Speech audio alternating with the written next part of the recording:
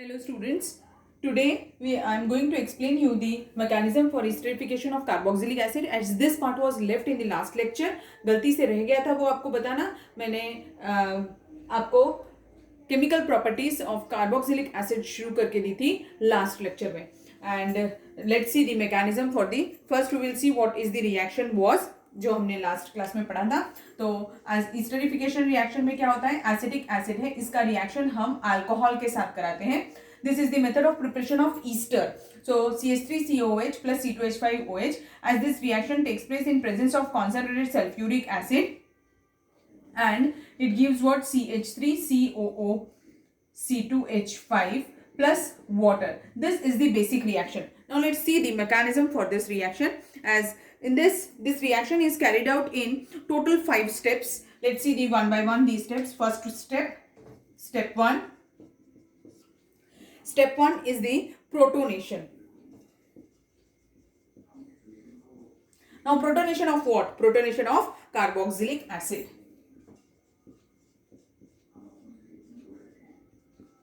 So in this the proton is released by this concentrated sulfuric acid. It will give H positive ion and it will attack on with what? Carboxylic acid. So as a result of this proton will attack on this oxygen as it is having lone pair with it. So as soon as it attacks here, it gives what? It gives a protonated carboxylic acid now, that is RC double bond O H, and here it will be an H, and now this electron pair will shift to this place. As a result of this, there will be a change in the structure like this, and carbon will have a positive charge. So this is the way, and what we have obtained, it is a protonated carboxylic acid.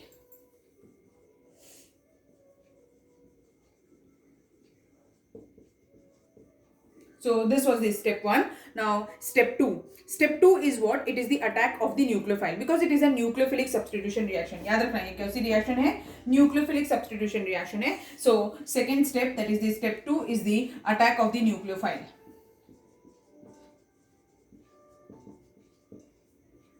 इसी में attack करने वाला है. तो ये RCOH है और ये OH है. इसके ऊपर अब कौन अटैक करेगा? ये देखो अल्कोहल का पार्ट वैसे ही छुटा हुआ है. अल्कोहल में कौन है? इसमें न्यूक्लियोफाइल यानी कौन है? इलेक्ट्रॉन रिच ये है, और ये C2H5 पार्ट है और ये वाला H पार्ट है. ऑक्सीजन के पास में लोन पेयर है, ये इलेक्ट्रॉन रिच है. सो दिस, और ये जो कार्बन है इसके ऊपर पॉजिटिव चार्ज है, कार्बोकैटायन फॉर्म हुआ है. That's why this oxygen will attack at this place. As soon as it attacks at this place, कैसे दिखने लगेगा स्ट्रक्चर? देखिए स्ट्रक्चर कैसा हो जाएगा? RCOH एक ऊपर, एक OH नीचे, और यहाँ पर OC2H5. ठीक है, समझ में आ गया कैसे दिख रहा है ये? और ये एक हाइड्रोजन रह गया था, ये एक हाइड्रोजन भी यही रहेगा. ये ऐसा स्पीशीज दिखने लगेगा. This is the step 2, attack of the nucleophile. और उसमें भी कौन अटैक कर रहा है? Lone pair of the oxygen present over the alcohol, present in the alcohol molecule. ठीक है, अब स्टेप 3 बताती हूँ. No next step 3. स्टेप 3 में क्या है? जो आपका प्रोटोनेटेड बोल रही, जब अल्कोहल ने अटैक किया था, मीन्स जो न्यूक्लियोफाइल अटैक किया है आपके प्रोटोनेटेड कार्बोक्सिलिक एसिड पे, उसमें थोड़ा सा रीअरेंजमेंट होने वाला है. तो अब हमारा स्पीशीज कैसे दिख रहा था याद है आपको? CH3C, यहाँ पर एक OH था, यहाँ पर एक OH, यहाँ पर एक ऑक्सीजन, यहाँ पे हाइड्रोजन, और यहाँ पर C2H5. ऐसा स्पीशीज हमारे को सेकेंड वाले इसमें मिला था अटैक ऑफ द न्यूक्लियोफाइल के बाद में. अब ये जो स्पीशीज है इसमें ऑक्सीजन के ऊपर बेटा पॉजिटिव चार्ज आएगा क्योंकि ऑक्सीजन यहाँ पर 3 बॉन्ड फॉर्म कर रहा है. अब इसमें क्या होने वाला है? मैंने बताया आपको रीअरेंजमेंट होने वाला है. रीअरेंजमेंट कैसा? ये जो हाइड्रोजन है ये शिफ्ट हो जाएगा, ये जो हाइड्रोजन है ये शिफ्ट हो जाएगा इस OH ग्रुप के ऊपर. ये जैसे ही यहाँ शिफ्ट होगा तो ये कैसे दिखने लगेगा? देखो CH3COH2 बन जाएगा, यहाँ पर OC2H5 और यहाँ पर एक OH ग्रुप. ऐसा स्पीशीज बन जाएगा. मीन्स स्टेप 3 क्या हो गई हमारी?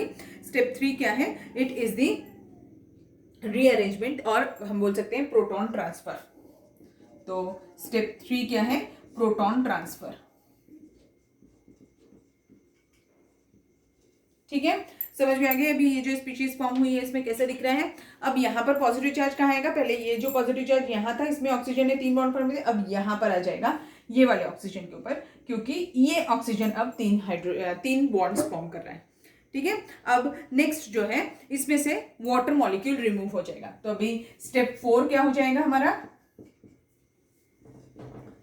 स्टेप फोर क्या होगा, डिहाइड्रेशन। इसमें से वाटर मॉलिक्यूल रिमूव होने वाला है, मींस ये वाला वाटर मॉलिक्यूल रिमूव हो जाएगा। तो इसमें से वाटर मॉलिक्यूल रिमूव हो जाएगा और स्पीशीज कैसे दिखने लगेगा, CH3COHO C2H5 ऐसा स्पीशीज फॉर्म हो जाएगा। ठीक है। अब यहां पर कार्बन जो है उसके पास में एक बॉन्ड कम दिख रहा है आपको, तो अब ये इसको तो 4 बॉन्ड्स बनाने ही है, टेट्राहेड्रल तो होना ही चाहिए, तो ये ऐसा दिखेगा और यहाँ पर जो ऑक्सीजन होगा उसके ऊपर क्या आ जाएगा, फिर पॉजिटिव चार्ज आ जाएगा। ठीक है, समझ में आया। तो ये स्पीशीज बन गया, ये 4th स्टेप में बना है। क्या है 4th स्टेप हमारा, डिहाइड्रेशन। 4th स्टेप क्या है, डिहाइड्रेशन। हमने जो यहाँ पर प्रोटॉन शिफ्ट किया था और OH2O बन गया था, उसी को हम रिमूव कर रहे हैं वाटर मॉलिक्यूल को, और ये स्पीशीज फॉर्म हो रहा है। और ये क्या है, प्रोटोनेटेड ईस्टर है, दिख रहा है आपको। ईस्टर का फॉर्मूला क्या होता है, CH3COO C2H5 पर एक हाइड्रोजन एक्स्ट्रा है, इसीलिए इसका नाम क्या हो जाएगा, प्रोटोनेटेड ईस्टर। ठीक है, तो स्टेप 4 हो गया। अब स्टेप 5 क्या होगा, स्टेप 5 में हमें सिर्फ ये प्रोटॉन को रिमूव करना है। मैंने आपको पहले भी बताया, जिस किसी रिएक्शन में प्रोटोनेशन फर्स्ट स्टेप होती है, उसकी हमेशा लास्ट स्टेप क्या होती है, डीप्रोटोनेशन। तो अब हमारी स्टेप 5 क्या हो जाएगी, स्टेप 5 इज डीप्रोटोनेशन। तो अभी इस स्पीशीज में से एक हाइड्रोजन हम रिमूव कर देंगे, तो ये वाला हाइड्रोजन हम रिमूव कर देंगे, तो कंपाउंड कैसे दिखने लग गया, CH3C double bond O C2H5, यानी क्या फॉर्म हो गया, ईस्टर फॉर्म हो गया। समझ में आ गया ये रिएक्शन का मैकेनिज्म कैसा है। इस रिएक्शन में जो मैंने आपको बताया था कि हाइड्रोजन कौन देता है और OH कौन देता है, तो OH कौन दिया है, OH हमेशा कार्बोक्सिलिक एसिड देता है। आपको बताया था आइसोटोपिक ट्रेसर टेक्निक से ऐसा पता चलता है आपको कि ये वाटर मॉलिक्यूल में H कहां से आया और OH कहां से आया, तो H जो है वो अल्कोहल से आता है और जो OH है वो कहां से आता है, एसिड से आता है, ऐसा। अब इसका मैकेनिज्म ये 5 स्टेप का होता है। फर्स्ट होती है प्रोटोनेशन, इसमें सिर्फ एक H पॉजिटिव आयन यानी कि ये सल्फ्यूरिक एसिड का जो H पॉजिटिव आयन है वो अटैक करेगा कार्बोक्सिलिक एसिड पे। अब सेकेंड स्टेप में क्या होगा, attack of the nucleophile, means ये अटैक करेगा, ये न्यूक्लियोफाइल की तरह एक्ट कर रहा है, इसमें जो ऑक्सीजन के ऊपर लोन पेयर है वो अटैक करेंगे इस कार्बन के ऊपर, तो attack of the nucleophile. Third step क्या होगा, प्रोटॉन ट्रांसफर, तो जो ये हाइड्रोजन है ये वाला हाइड्रोजन यहाँ ट्रांसफर हो जाएगा, दैट इज प्रोटॉन ट्रांसफर। जैसे ही प्रोटॉन ट्रांसफर करेंगे तो OH2 ग्रुप बन जाएगा। तो फोर्थ स्टेप क्या होगा, इसमें से वाटर मॉलिक्यूल रिमूव कर देंगे, मींस डिहाइड्रेशन हो गया। अब ये जो डिहाइड्रेटेड कंपाउंड है ये किसके जैसा दिख रहा है, प्रोटोनेटेड ईस्टर है। तो लास्ट स्टेप क्या होगा, डीप्रोटोनेशन, क्योंकि एक हाइड्रोजन इसमें एक्स्ट्रा है, तो हाइड्रोजन रिमूव कर दिया तो क्या फॉर्म हो गया, ईस्टर। होप सो आपको समझ में आया होगा। अगर कुछ भी डिफिकल्टी है तो आप पूछ सकते हैं। ठीक है, अब मैं आगे की रिएक्शंस बताती हूँ। सो नेक्स्ट है reactions of carboxylic acids due to carboxyl group, यानी जो COH ग्रुप प्रेजेंट है उसकी वजह से जितनी रिएक्शंस होती है वो अब हमें पढ़ना है।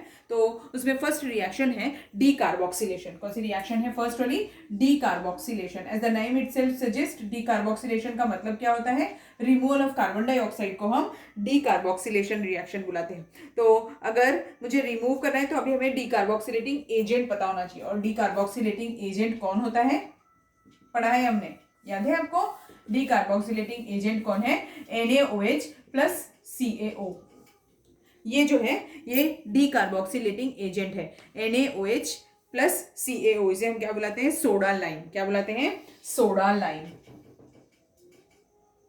और ये किस रेशो में होता है, 3:1 रेशो में होता है। तो 3 पार्ट्स NaOH के होते हैं और 1 पार्ट CaO का होता है, ऐसा रहता है 3:1 रेशो में डीकार्बोक्सिलेटिंग एजेंट। और इसमें 1 पार्ट हमने कैल्शियम ऑक्साइड लिया क्यों है, to keep the sodium hydroxide dry. Actually जो सोडियम हाइड्रोक्साइड होता है वो एक हाइग्रोस्कोपिक कंपाउंड है। हाइग्रोस्कोपिक का मतलब होता है वाटर एब्जॉर्ब, तो वो जैसे ही हम उसे रखो तो वो एयर में से मॉइस्चर एब्जॉर्ब कर लेता है एंड इट स्टार्ट्स, जैसे नमक कैसे हो जाता है वैसे वो पानी छोड़ने लगता है। तो to keep sodium hydroxide dry, what we are using here, that is calcium oxide is used. So this is the decarboxylating agent. अब रिएक्शन देखो कैसे, बहुत सिंपल सी रिएक्शन है, CH3COOH है, बस heat it in presence of soda lime, that is NaOH and CaO. It will remove carbon dioxide from this and what will we are going to obtain here, alkane will be obtained। देखो CH3H ही बचा, means क्या form हो जाएगा, alkane बन जाएगा plus. अब क्या species form होने वाला है, Na2 CO3 इसमें कंपलसरी बाय प्रोडक्ट होता है, sodium carbonate Na2CO3 compulsory bye का होता है, ठीक है। अब कार्बन डाइऑक्साइड इसमें से रिमूव हो गया। समझ में आया आपको कैसे किया ये? इसमें in this reaction this agent is also used to descend the series by one carbon atom। देखो अभी हमारा जो कार्बोक्सिलिक एसिड लिया था उसमें कितने कार्बन एटम थे? पेरेंट में एसिड में 2 कार्बन एटम्स थे, बट हमारा जो प्रोडक्ट फॉर्म हुआ है उसमें कितने कार्बन एटम है? एक ही कार्बन एटम है। तो ये हमेशा this reaction is use to descend the series by one carbon atom. Note down करके रख लीजिए, this reaction is use to descend the series by one carbon atom, ठीक है। एक कार्बन एटम से हम डिसेंड करने के लिए इसे यूज करते हैं। समझे आपको कैसे किया डिकार्बोक्सिलेशन रिएक्शन? अब ये जो डिकार्बोक्सिलेशन मैंने आपको बताया, ये बाय यूजिंग सोडियम लाइम बताया। हम इलेक्ट्रोलिटिक डिकार्बोक्सिलेशन भी कर सकते हैं, जिसे हम क्या बुलाते हैं? Kolbe's electrolysis method. तो कोल बेस इलेक्ट्रोलिसिस मेथड जो होगी उसमें कैसा होगा? देखो इन शॉर्ट उसमें हमें सॉल्ट यूज करना पड़ता है, तो बता देती हूँ वो भी।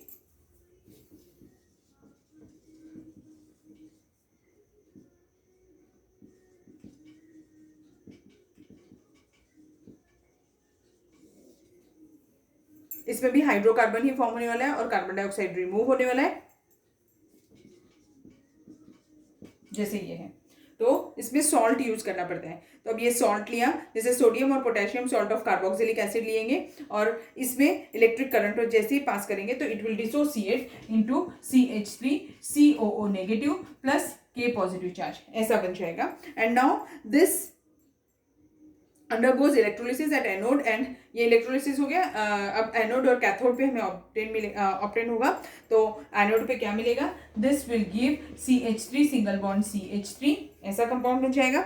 और ये जो दूसरा है ये क्या फॉर्म कर देगा? और कार्बन डाइऑक्साइड रिमूव हो जाएगा, और जो K जो है वो K पॉजिटिव वो कैथोड पर हमें मिलेगा किस फॉर्म में? KOH, और इसमें हाइड्रोजन गैस रिलीज हो रही होगी कैथोड पे। तो मीन्स कैथोड पे हमें हाइड्रोजन गैस मिलेगी और एनोड पे हमें क्या मिलेगा? अल्केन मिलेगा, ठीक है। समझ में आ गया ये?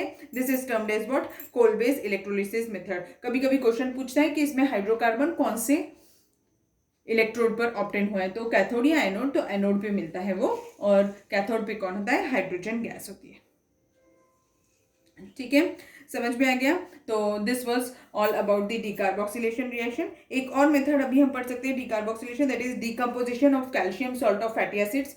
Decomposition of calcium salt of fatty acids, ये हमने method of preparation of aldehydes and ketones पढ़ा हुआ है। शॉर्ट में बता देती हूँ फिर भी आपको कि रिएक्शन कैसी होती है।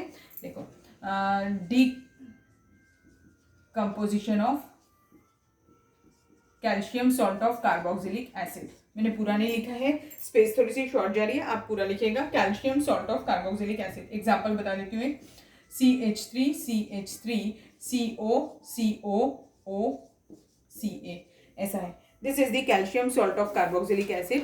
तो अब इसको जब हम हीट करेंगे, ड्राई डिस्टिलेशन करो, तो ये कैल्शियम कार्बोनेट इसमें कंपलसरी बाय प्रोडक्ट होगा और कंपाउंड क्या फॉर्म हो जाएगा? CH3COCH3 plus calcium carbonate. याद आ गया आपको? ये रिएक्शन हमने method of preparation of aldehydes and ketones में पढ़ी हुई थी, ठीक है। समझ गया? So this was all about the decarboxylation reaction. Next reaction जो अभी हमें पढ़नी है वो है रिडक्शन। तो रिडक्शन के लिए हम पढ़ चुके हैं, ये भी हमने एल्डिहाइड कीटोन्स में पढ़ा था कि रिडक्शन जब भी हम कैरी आउट करते हैं तो दो टाइप के रिड्यूसिंग एजेंट्स यूज कर सकते हैं, एक वीक रिड्यूसिंग एजेंट और दूसरे स्ट्रॉन्ग रिड्यूसिंग एजेंट्स। तो reduction is carried out by using weak reducing agents and strong reducing agent. अगर मेरा कंपाउंड सपोज एक कार्बोक्सिलिक एसिड ले लेती हूँ, अगर मैं इसको रिड्यूस करूँ मीन्स हाइड्रोजन ऐड करूँ, तो इसमें देखो ये कैसा दिखता है एक्चुअली, ये OH है और यहाँ पे डबल बॉन्ड O है। तो अब जैसे ही मैं इसमें हाइड्रोजन ऐड करूंगी, अगर मैंने इसका वीक रिड्यूसिंग एजेंट यूज किया हुआ है तो क्या होगा? देखो तब क्या होगा? ये CH3CH2OH बन जाएगा, ठीक है। तो इसमें क्या हुआ? ऑक्सीजन है बट एक ऑक्सीजन हमने कम कर दिया है, तो वीक रिड्यूसिंग एजेंट है इसीलिए। और अगर मैं स्ट्रॉन्ग रिड्यूसिंग एजेंट यूज करूंगी तो क्या होगा? अगर स्ट्रॉन्ग रिड्यूसिंग एजेंट यूज करेंगे तो ये पूरा ऑक्सीजन रिमूव कर देगा और कंपाउंड क्या बना देगा? CH3 single bond CH3। Means अगर मैंने वीक रिड्यूसिंग एजेंट यूज किया तो हमेशा कार्बोक्सिलिक एसिड्स क्या में कन्वर्ट होते हैं? अल्कोहल्स में, और अगर मैंने स्ट्रॉन्ग रिड्यूसिंग एजेंट यूज किया तो क्या में कन्वर्ट होते हैं? अल्केन्स में। कार्बोक्सिलिक एसिड क्या में कन्वर्ट होते हैं?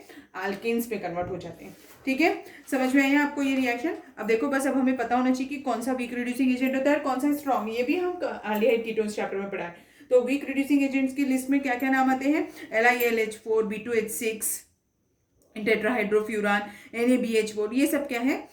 वीक रिड्यूसिंग एजेंट्स है। मीन्स अगर मैंने कार्बोक्सिलिक एसिड का रिडक्शन यूजिंग LiAlH4 किया इन प्रेजेंस ऑफ ईथर, तो ये क्या बना देगा? अल्कोहल बना देगा, CH3CH2OH फॉर्म करेगा, अल्कोहल फॉर्म करेगा। और अगर क्योंकि ये कैसा रिड्यूसिंग एजेंट है, मैंने बताया आपको वीक रिड्यूसिंग एजेंट है। और कौन कौन से होते हैं इसके साथ में? आप B2H6 भी यूज कर सकते हैं या फिर कॉपर क्रोमाइट भी यूज कर सकते हैं जो अल्कोहल्स में कन्वर्ट करता है। अगर सपोज करिए कि मैंने एसिटिक एसिड का ही रिएक्शन रेड फॉस्फोरस के साथ कराया,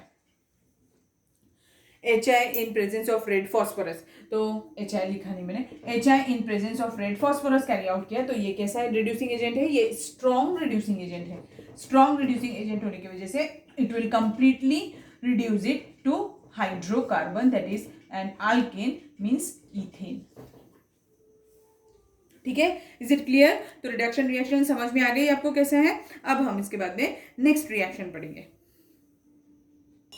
नेक्स्ट है एक नेम रिएक्शन है हंस डायकर रिएक्शन। ये हम already halogen derivatives of alkanes में पढ़ चुके हैं। तो हंस डायकर रिएक्शन में है क्या रिएक्शन? देखो याद होगा आपको कैसे करते हैं। इसमें silver salt of carboxylic acid लेते हैं, silver salt of carboxylic acid यानी CH3COOAg ले लिया। इसका रिएक्शन ब्रोमीन के साथ करते हैं। रिएक्शन कार्बन टेट्राक्लोराइड के प्रेजेंस में होती है, ब्रोमीन यानी Br2 के प्रेजेंस पे।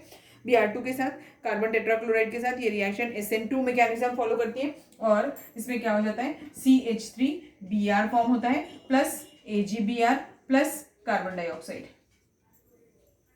ठीक है, ऐसे बाई प्रोडक्ट्स मिलते हैं। अब देखो इसमें भी मैंने जो रिएक्टेंट लिया था इसमें कितने कार्बन एटम्स थे? 2 कार्बन एटम्स थे। और जो मेरा मेन प्रोडक्ट बना है इसमें कितने कार्बन एटम है? 1 कार्बन एटम है। This reaction is also use to descend the series by 1 carbon atom.